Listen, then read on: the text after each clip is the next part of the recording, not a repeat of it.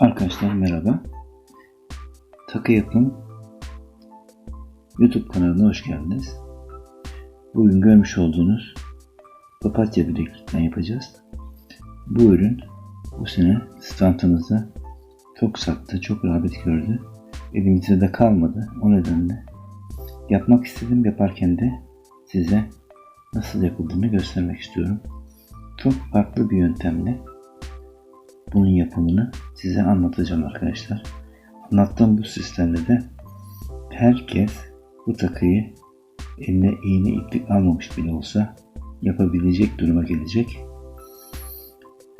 Bu takıyı farklı olarak şöyle bir sistemde anlatıyorum arkadaşlar. Formülize edeceğiz ve Pareto usulü dikine çalışacağız. Umarım faydalanacaksınız. Şimdi öncelikle bu takıda 3 renk kullanıyoruz. Dış çerçeve siyah, ortadaki göbekler kırmızı, yapraklar papatya yaprakları da beyaz olacak. Burada yapacağımız ilk formül dizilimde olacak arkadaşlar. Dediğim gibi ortadan başlayacağız ve şu sıralamayla gideceğiz.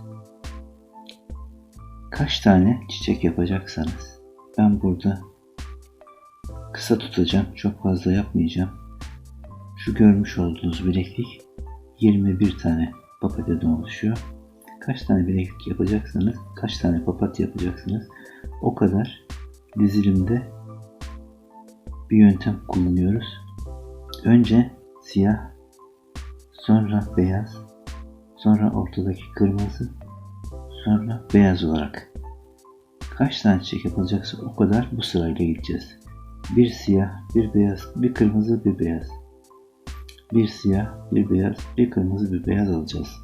İğnemize kaç tane papatya yapacaksak o kadar bu dörtlü grubu iğnemize takıyoruz arkadaşlar. Bir siyah, bir beyaz, bir kırmızı, bir beyaz. Bundan ben iğneme 12 tane alacağım arkadaşlar. Bir siyah, bir beyaz, bir kırmızı, bir siyah, bir beyaz. Bir siyah, bir beyaz, bir kırmızı, bir beyaz.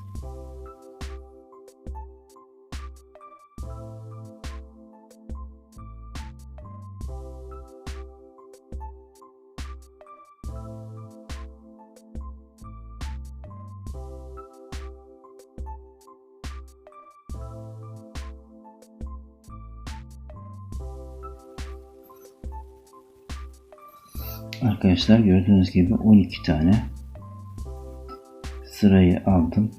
12 tane papatya çıkacak bunda. Şimdi bunun arkasına bir siyah daha ekliyorum. En sondaki boncuğumuz olacak bu. Daha sonra da dönüşle başlıyorum. Bunun sonuna bir stoper boncuğu koyarsanız daha kolay çalışırsınız. Ben gerek duymuyorum. Bir siyah boncuk alarak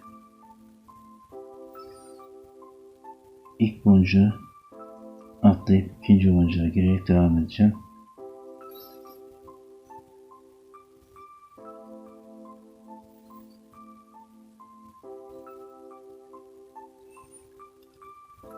Şimdi burada ikinci bir formülümü açıklamak istiyorum. Formülümüz şu arkadaşlar. Bu dizilimdeki boncukların takımını yaparken, boncuk takarken önünüze gelen boncuğun rengi ne renkse ona göre hareket edeceksiniz. Burada kırmızı boncuğun yanına beyaz, siyah boncuğun yanına siyah koyarak devam ediyoruz. Formülümüz bu arkadaşlar. Kırmızı boncuğun yanına beyaz ve beyazlardan hep bütün beyazlara gelerek çalışıyoruz. Beyazların yanına boncuk koymak yok. Kırmızı boncuğun yanına beyaz, siyah boncuğun yanına siyah koyuyoruz. Tekrar beyaza girdim. Bütün beyazlara gelerek devam edeceğiz arkadaşlar. Kırmızı boncuğun yanına beyaz, siyah boncuğun yanına siyah koyuyoruz. Şimdi sırada kırmızı boncuk var. Kırmızı boncuğun yanına beyaz koyuyorum.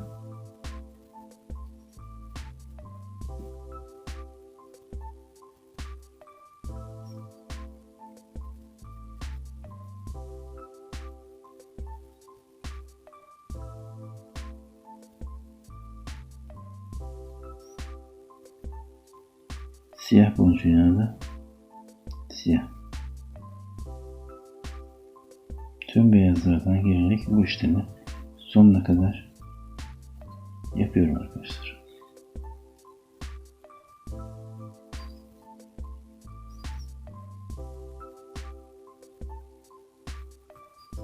Tekrar kırmızı boncuğa geldim. Kırmızı boncuğun yanına beyaz koydum.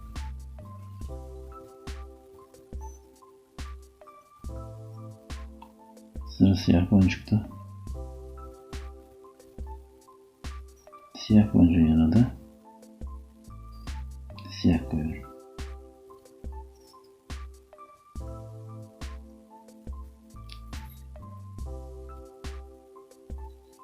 Bu işlemi boncuklarımız bitene kadar devam edeceğiz arkadaşlar.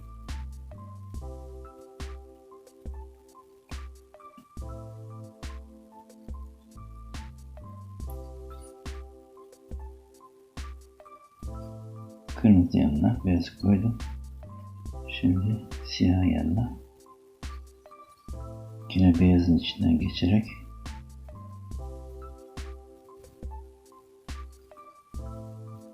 bu bileklikte ikinci formülümüz bu arkadaşlar. Gördüğünüz dizilimdeki her kırmızı boncuğun yanına beyaz,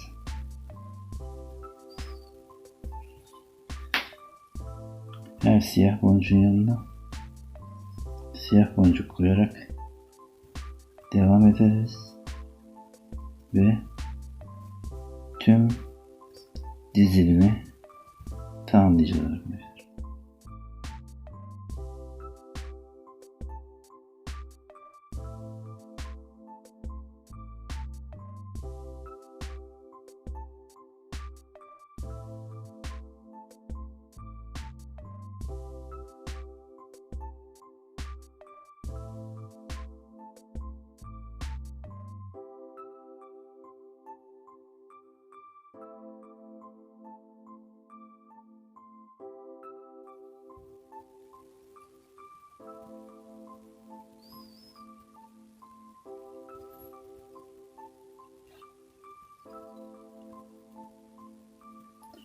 Son siyahın yanına boncuğu tersten koyuyorum arkadaşlar.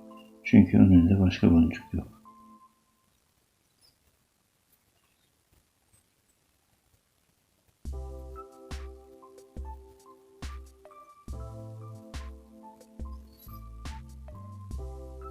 Gördüğünüz gibi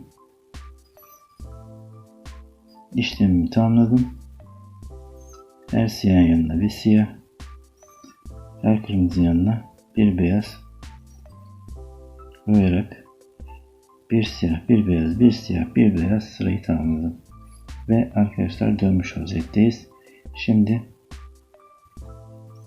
burada yapacağımız işlem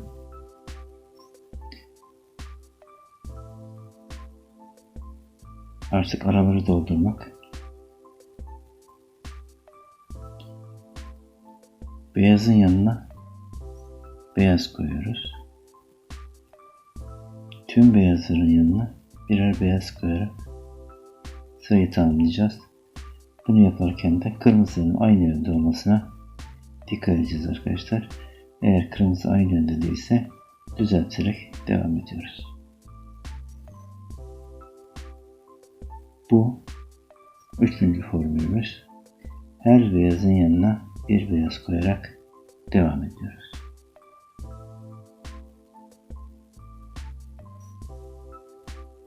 Kırmızılardan giriyoruz. Bu sırada kırmızılardan giriyoruz. Her beyazın yanına bir beyaz koyuyoruz arkadaşlar.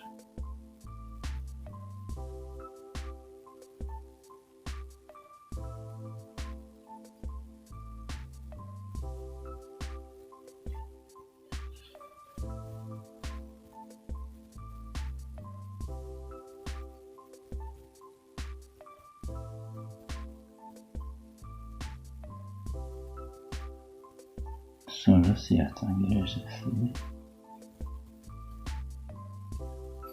Her beyazın yanına bir beyaz koymak üzere devam ediyoruz.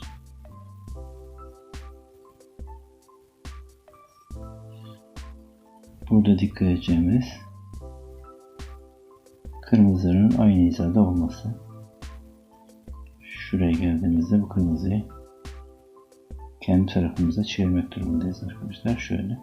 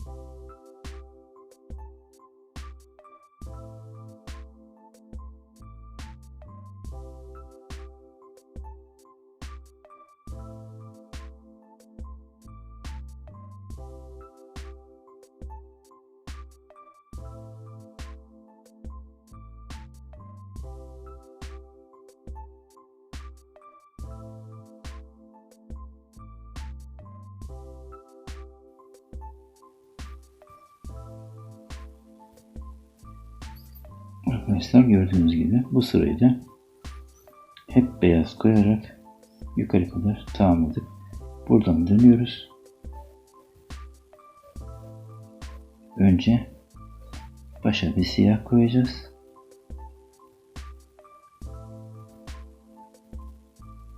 Formülümüz şu. Siyahın yanına siyah, kırmızının yanına beyaz. Daha önceki formül gibi. Aynı formülü burada da uygulayacağız. Bu sırada da uyguluyoruz.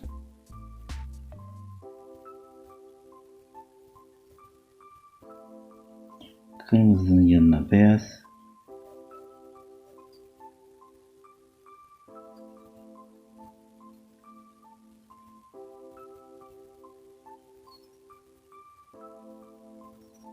Siyahın yanına siyah koyarak yukarı kadar çıkacağız arkadaşlar. Böylece papatyamız tamamlanmış olacak.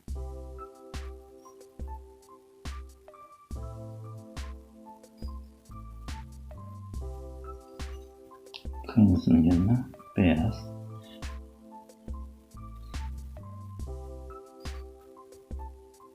Siyahın yanına siyah.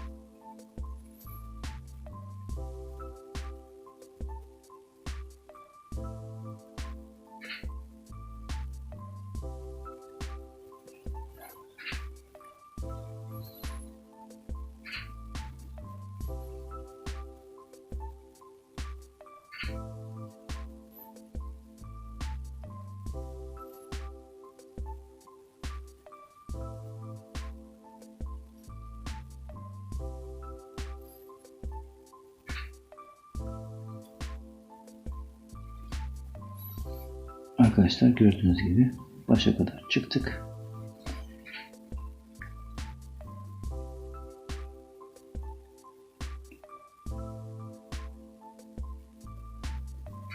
Bir eklemimizin orta kısmı tamamlanmış oldu. Artık sadece yanları doldurmak kaldı. Şimdi artık formülümüz sadece siyah boncuk kullanacağız ve bütün beyazların yanlarını siyahla dolduracağız arkadaşlar. Buradan dönüş yapacağım.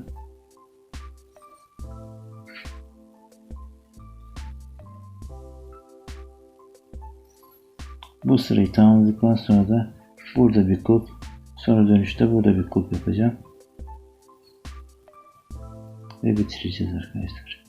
Bütün beyazların yanlarına siyah boncukla dolduruyoruz. Ve ekmemizi kapatıyoruz böylece.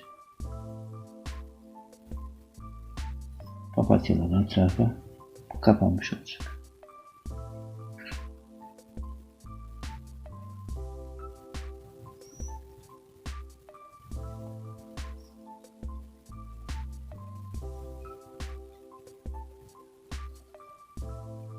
Bu sıranın formülü beyazların yanını siyahla doldurmak.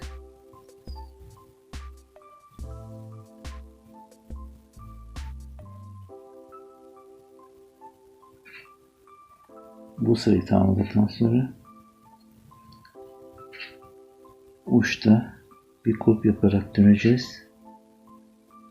Sonra karşı sırayı da aynı bu şekilde siyahla dolduracağız arkadaşlar.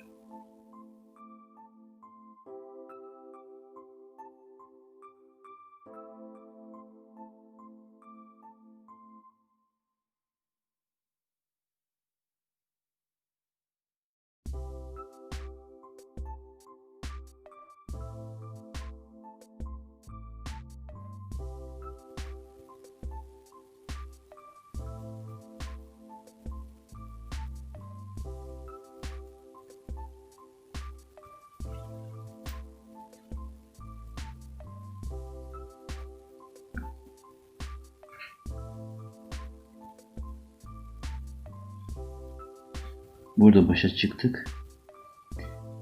5 tane boncuğu ipime alıyorum.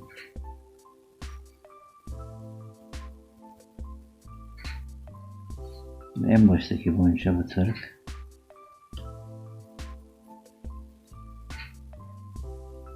burada bir halk oluşturuyorum arkadaşlar. Ve gene aynı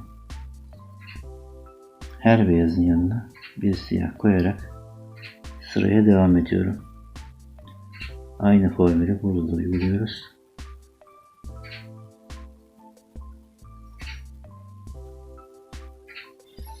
Diğer uca gelince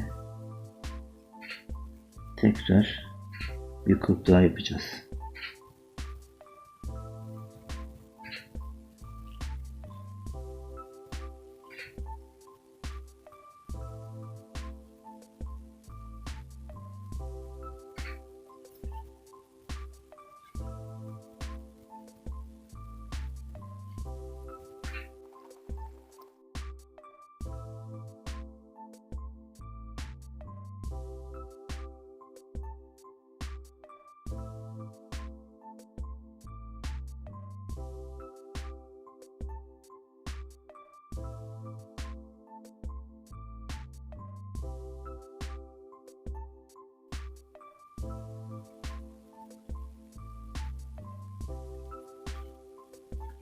Bu başa çıkınca da bir 5 tane daha boncuk alarak bir kulp da buraya yapıyorum arkadaşlar.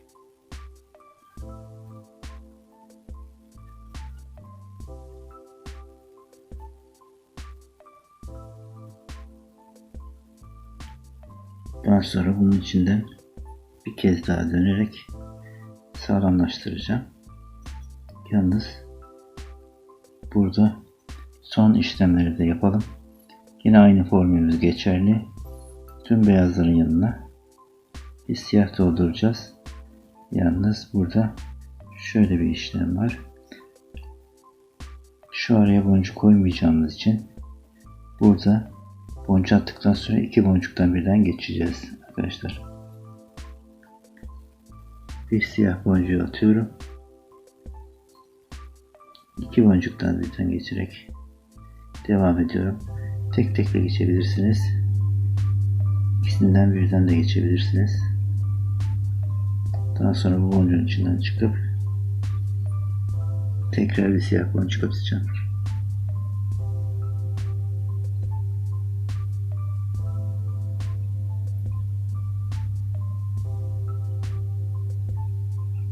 Bütün beyaz boncukların yanına bir siyah boncuk koyarak bu bilekliği bitirmiş olacağız arkadaşlar.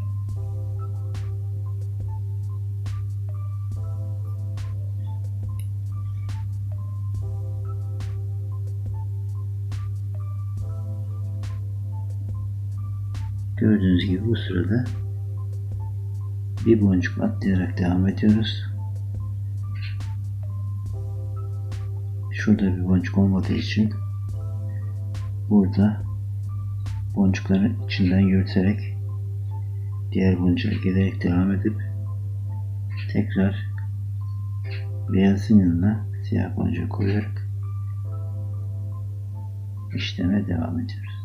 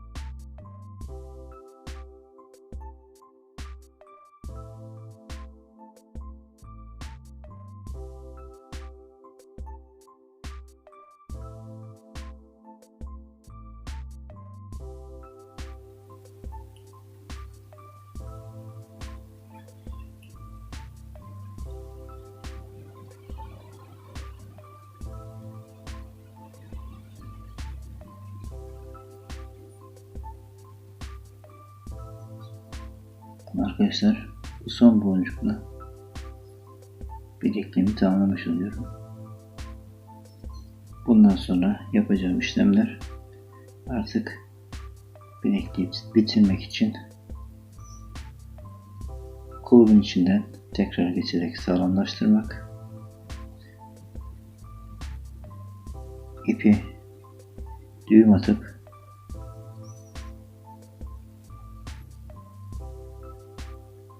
kaybetmek